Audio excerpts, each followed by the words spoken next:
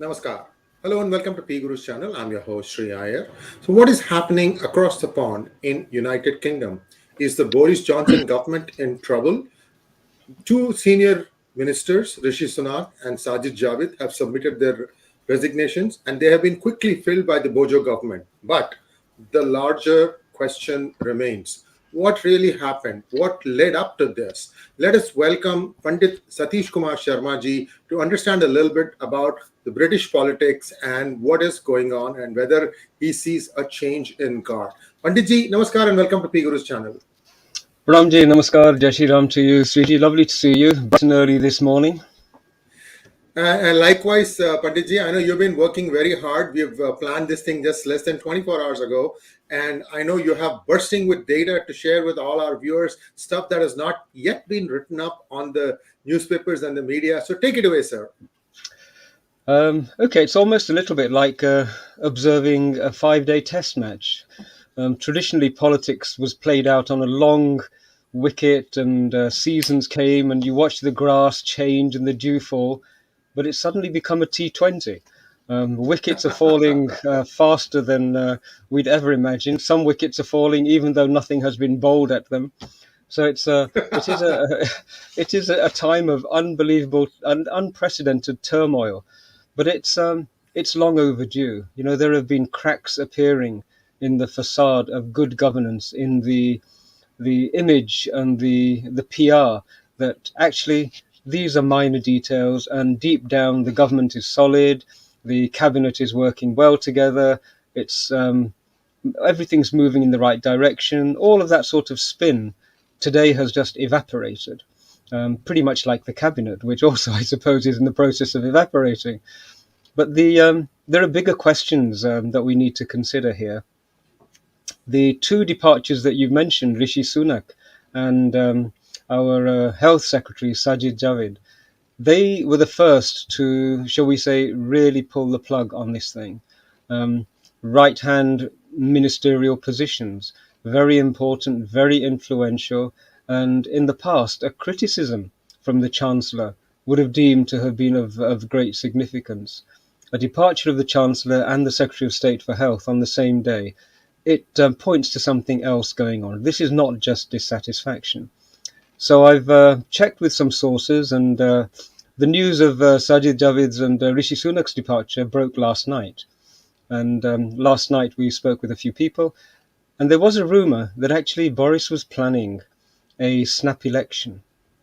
And that is the route that a prime minister who is struggling with his own party and his own cabinet occasionally takes, to sort of leapfrog all of the parliamentary paraphernalia, go to the country, say to the people, I'm a good guy, I'm doing really well, you're happy with me, I delivered Brexit, can I have my mandate refreshed? So I think this was rumoured to have been in the background. As I said, it's an unconfirmed rumour, but when you put that into perspective with the actions taken by the two senior ministers, their action seems to be a little bit more understandable.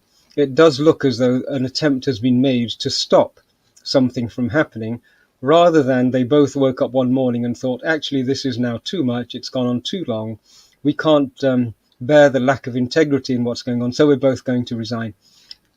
The moral aspect of it, it's a wonderful story. And if you read the resignation letters, they are beautifully crafted. You know, these are politicians who have, shall we say, banks of people writing them nice copyright. And if you read the letters, they are wonderful, and they are almost Shakespearean in how they touch your heart.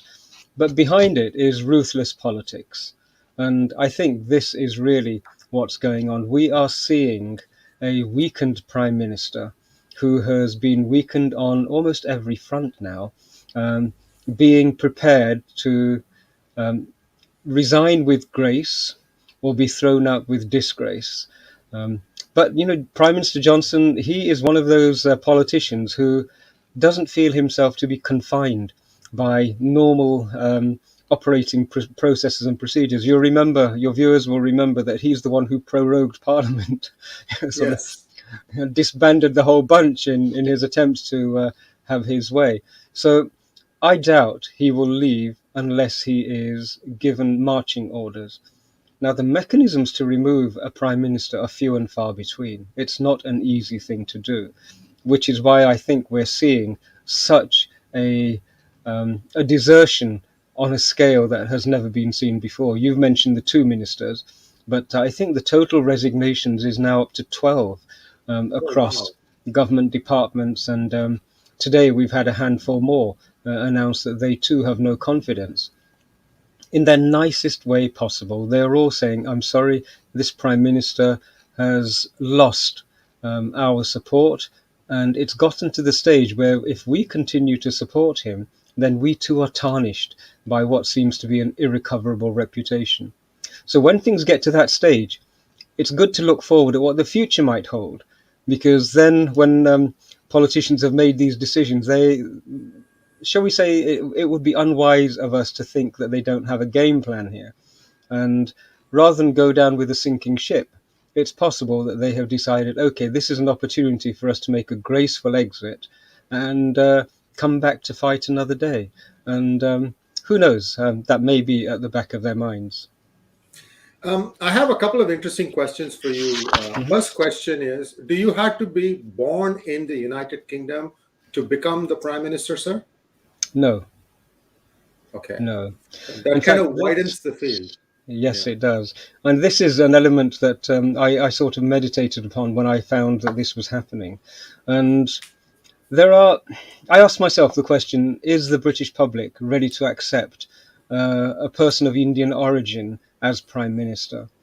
And in my conclusion, the British public are actually immensely tolerant and good, solid people of the soil, as we would say.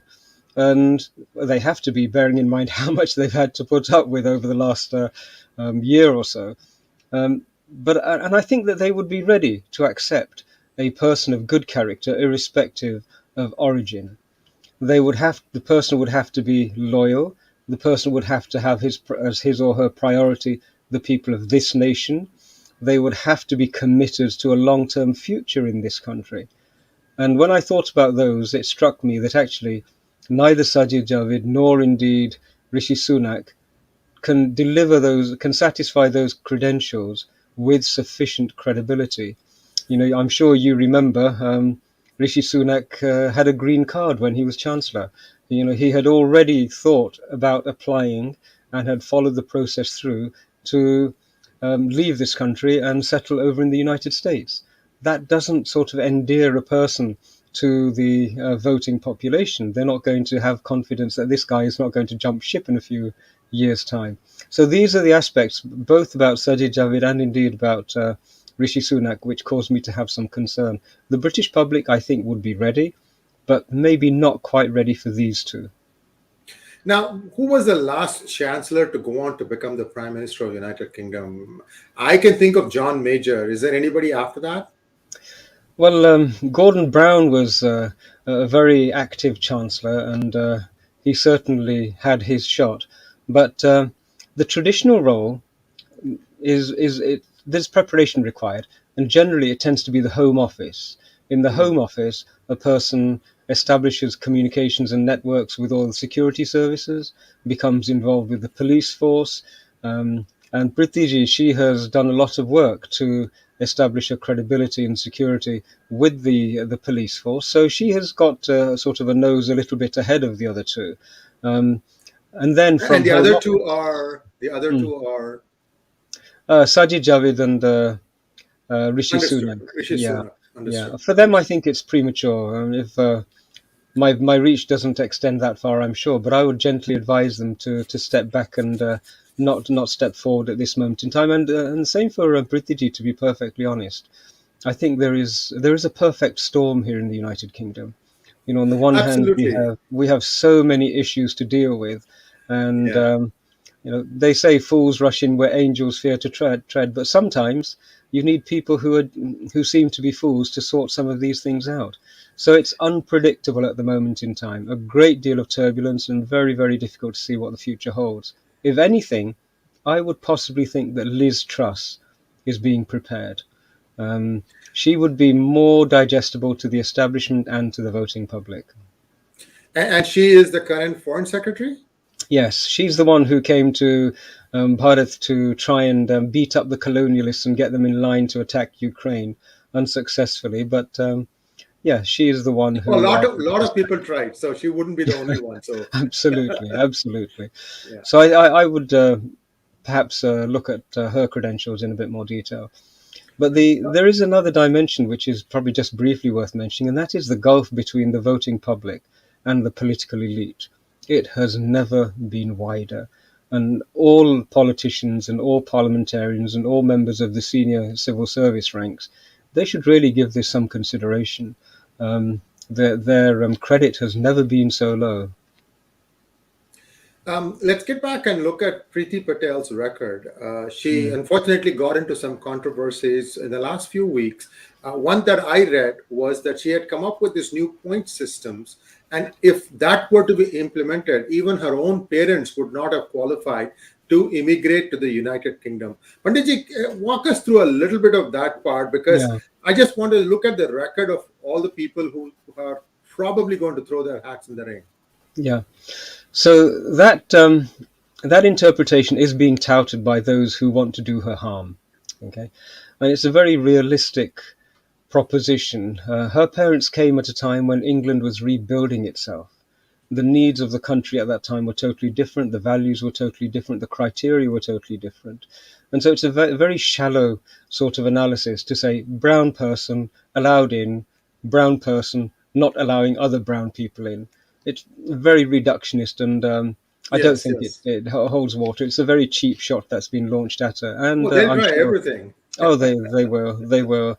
But the the bigger problem for her and for the Conservatives generally is that there is an infrastructure, there is a civil service, there is a judiciary who are very, very resistant to change. And this is a very, very serious problem. A Home Secretary can do so much, but is limited by the manner in which the judiciary and legal process, and in fact the whole human rights industry, will allow that person to move. It's a game of chess with them. We have seen um, an open, not a revolving door policy between the civil service and the judiciary. And so people who have been in government in areas involving human rights and involving immigration, very often they appear on the other side of the bench and are fully aware of how to thwart a government's attempts, as we've recently seen for extradition.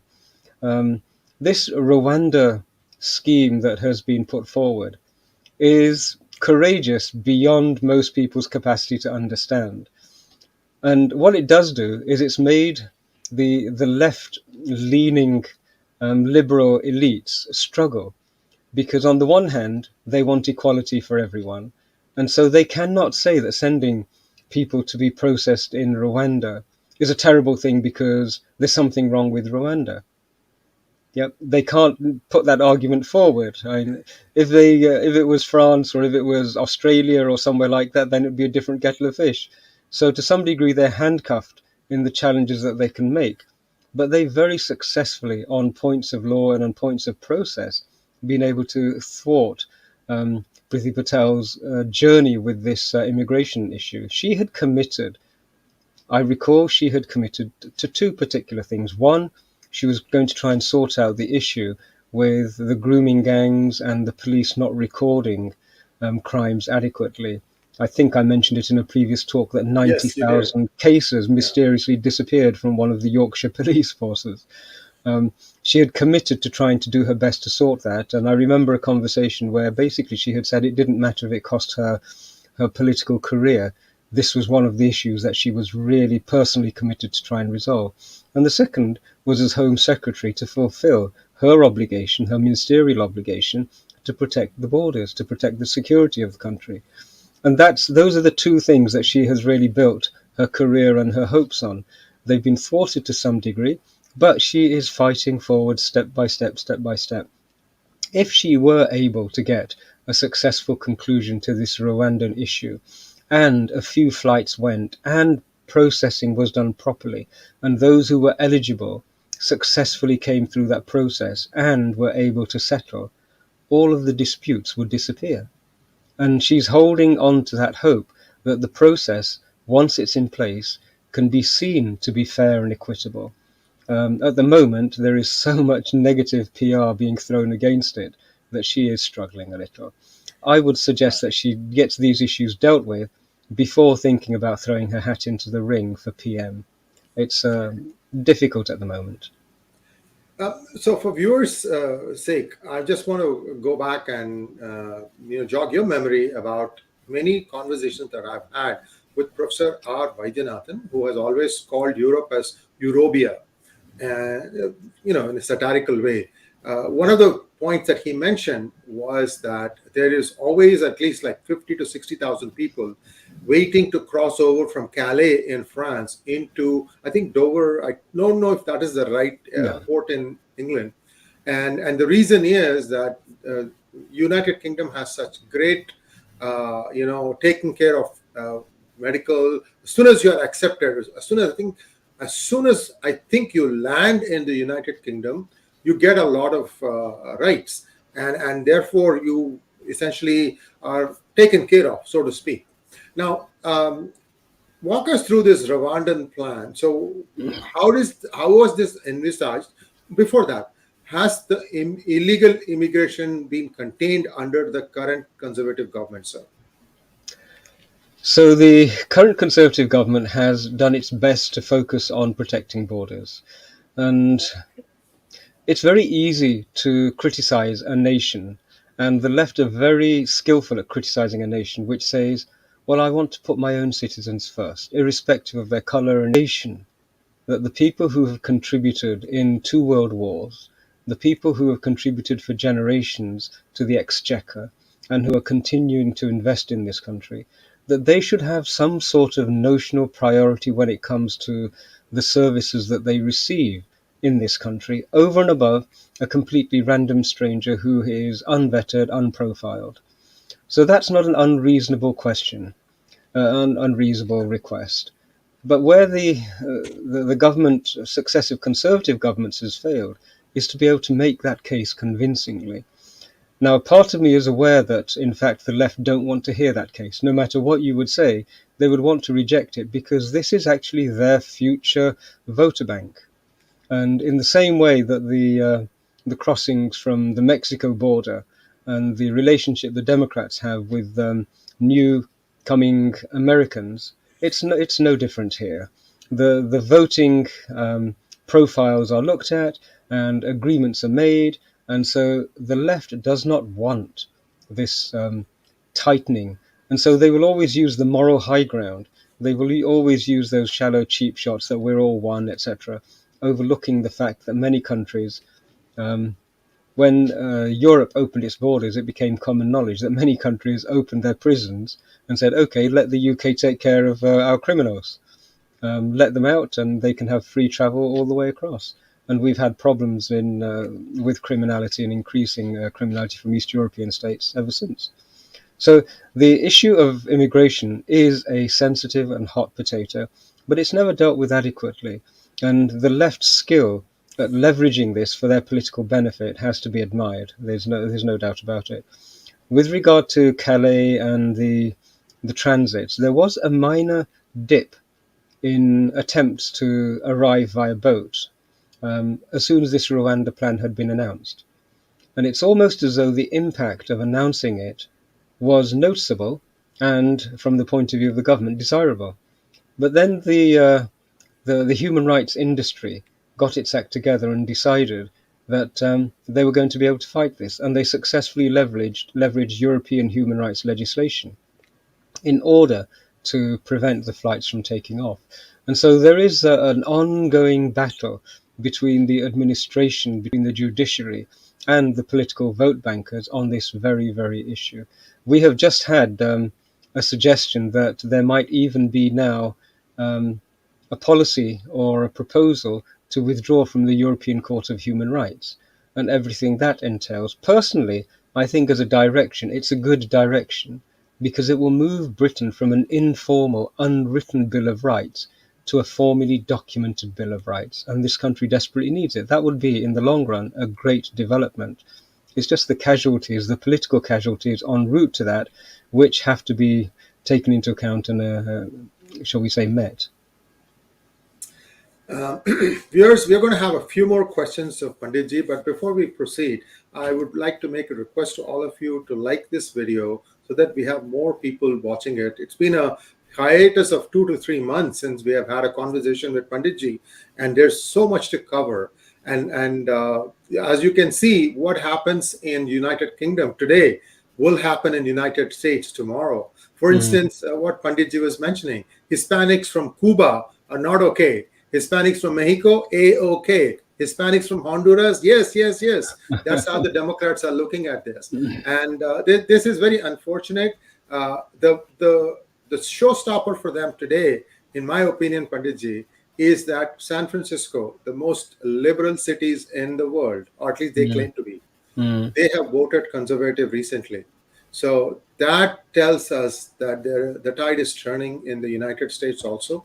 But let's get back to United Kingdom, Panditji. We have a challenge in front of us in the sense that India, anybody who does white-collar crime immediately immigrates to the United Kingdom or travels to United Kingdom, holds up there. Do you think, let's assume that Priti Patel is going to continue to be the Home Secretary regardless of who becomes the Prime Minister. I mean, she could become the Prime Minister and she could also hold on to home or at least keep a keen eye on what is happening. Is there a way that they can have a rapid transit corridor between UK and India so that some of these felons, white-collar felons, can be brought back quickly? It's such a sensitive question. The United Kingdom, if you follow the money, an awful lot of things become clear. On one level, there's a great deal of virtue signaling and trumpeting of rights and everything else, freedom of this and freedom of that. But underneath it, there is a hard-nosed attachment to profit and gain and assets and gold and so on and so forth. And so I had this conversation with a very senior Conservative once and asked him exactly the question that you had asked. And it was in the days when Kingfisher had unofficially extended the residence of some of its senior personnel here to the United Kingdom when they had fled Bharat.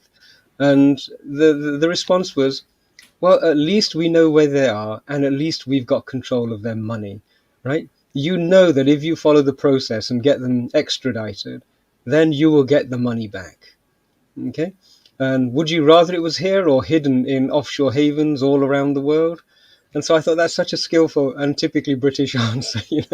Let us look after your crooks' assets and earn interest on them and everything else whilst you guys get your administration in order and while we make you leap through legal hoops. So I don't see anything improving at this end. But I have to say, Sriji, our own MEA and our own international arm of the judiciary, it dramatically needs improvement. We have an acknowledgement that here in Britain, everything is done by the pen. If it's written down, it will happen. If it's recorded, it's reality. And if you comply with the highest level of communication, record keeping, and processing of legal documents, then there is a good chance that it will go through. Because for the United Kingdom, it all becomes legal precedent. Everything that happens in the legal process will indicate the direction for the future. And so they will not, there's no flexibility, there is no accommodation, it has to be done right. And that's a good thing. And so I think if we want a corridor, the will to have a corridor is weak, but the desire to have a corridor is definitely there. And it could bring both countries closer together. I think there is a scope for it, but we have a bit of a way to go there. So you viewers, you might be wondering why I asked this question. Well, watch my monologue that's going to come today because two big fish have just fled to London. And I'm going to mention one fish because I'm reasonably confident about the news on that one. The other one, I'm just hearing hearsay, but the trend is definitely there. In fact, that person might even throw his hat in the ring for the Chancellor of Exchequer, owing to the fact that his father occupied a similar role in India. So let's wait and see how it happens. Thank you very much, Panditji. Yeah, I was just going to say, it may well be that the parties you have spoken about have already established significant asset bases here, and it's something that they're wanting to now leverage and make use of. But the onus in the world that's about to arrive on India's doorstep is upon the Bharatiya civil service and the politicians. There is a world that Bharat now has got the capacity to influence in a manner that it never had before. Yes, And, yes. we can't just fumble around like a comic colonial dad's army and, think, Prabhu kripa sab kuch ho jayega. That's not how the future, the digital future works.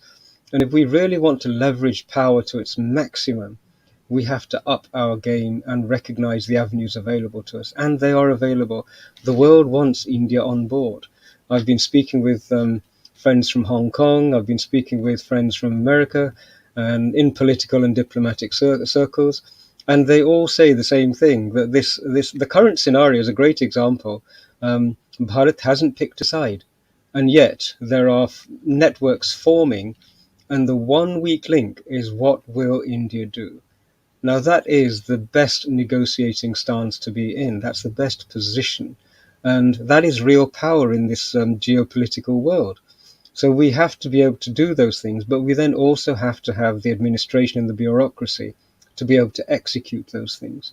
And things that in the past, progress that in the past would take a decade to achieve, can be dealt with in a year. The pace of everything is accelerating. I don't know whether you've picked it up. I'm sure you have. You're from that part of the world. But there was this play in which Mahakali Devi's Yes, uh, yes, yes, Charitra was yes, misrepresented, and it yes, was yes, yes. sacrilegious. But look how quickly Garma has sort of acted. It's almost as though everything else is speeding up, and the retribution of Karam has also become now online and digital. And so there's a great advantage available to us. We can move forward to our benefit, to the benefit of the partners of Bharat, and to the benefit of humanity as well. But we should step up our game now. Absolutely. And viewers, thank you for giving us your support. There's a lot of stuff that's going on lately. I've been doing a fair amount of monologue, just my spiel, Panditji. And why I'm saying all this is there is one monologue I recorded 2 days ago about how the options market in the stock exchanges of India were manipulated to bring money in or out, that is mostly black money. Now, Mm. it may sound a little difficult to follow, but viewers, you need to understand these things because crime, especially white collar crime, has become so sophisticated now that it's almost impossible to catch. Unfortunately, I wouldn't care if somebody's taking his money from India in a clandestine way to abroad. It is taking your money, my money too. I pay taxes in India, and I'm sure Panditji, you spend some time in India, and Yeah. and so the point here is that we all are concerned about how our tax rupees are being spent. Modi is trying very hard. I can tell you that too. Unfortunately, the system is so used to having its way that they don't want to change. You see the recent thing about the observations of obiter dictum of two Supreme Court judges. They had one Remarkable. case and they were talking about something else, and Remarkable. yeah, yes. So this is the my video just bombed. So this this is just the way it's working. So in conclusion, Panditji, if you want to wrap up, we can Mm. please feel free to do so, and then we can call it a shot, a Sriji, program. I'd just like to remind everyone, this is really important, that when there are people like Sriji, like myself, wanting to inform, wanting to educate, and wanting to build networks, that people support the efforts of these channels and stations. We have Prime Minister Modi ji and his close circle of leaders doing amazing work.